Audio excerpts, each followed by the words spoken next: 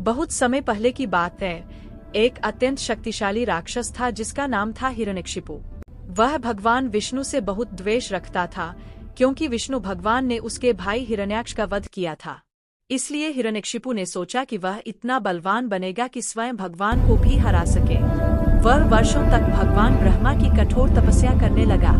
उसकी तपस्या से प्रसन्न होकर ब्रह्मा जी उसके सामने प्रकट हुए और बोले, वर मांगो वत्स, क्या चाहता है तू? हिरण्यकशिपु ने कहा, मुझे ऐसा वरदान दीजिए कि न मुझे कोई मनुष्य मार सके, न कोई जानवर, न दिन में न रात में, न घर के अंदर न बाहर, न धरती पर न आकाश में। ब्रह्मा जी मुस्कुराए और बोले, तथास्तु। अब हिरण्यकशिपु अजय हो गया।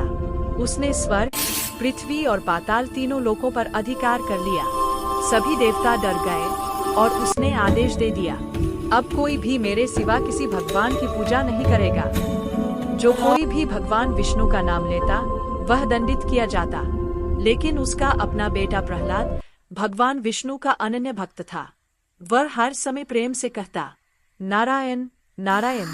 जब हिरण्यकशिपु को यह पता चला तो वह क्रोधित होकर बोला, प्रहलाद, मैं ही भगवान हूँ, मेरी पूजा कर। प्रहलाद ने शांत स्वर में कहा, पिताश्री, मेरे भगवान विष्णु हैं। वे सब जगह हैं, आपके अंदर भी, मेरे अंदर भी, हर एक जीव में।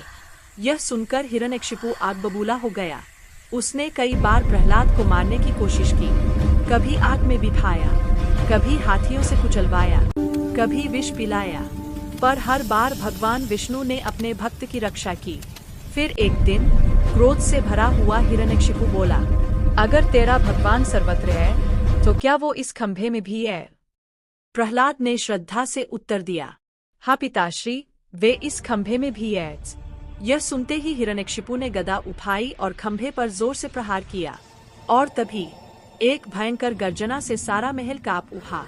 खंभा फट गया और उसमें से प्रकट हुए भगवान विष्णु के नरसिंह अवतार। उनका शरीर आधा मनुष्य और आधा सिंह था। चेहरे पर सुनहरी अयाल, तेजस्वी नेत्र और अग्नि जैसी आभा। हिरण्यकशिपु के भय से दरबारी कांप उठे। भगवान नरसिंह ने उसे पकड़ लिया, उसे दरवाजे की चौखट में मार दिया। इस तरह भगवान विष्णु ने अपने भक्त प्रहलाद की रक्षा की और अधर्म का अंत किया। इसके बाद भगवान नरसिंह का क्रोध शांत नहीं हो रहा था। देवता डर गए, कोई उन्हें शांत नहीं कर पा रहा था। तभी छोटा प्रहलाद आगे आया और विनम्रता से बोला, भगवान, आप मेरे रक्षक हैं, कृपया अब शांत हो जाइए।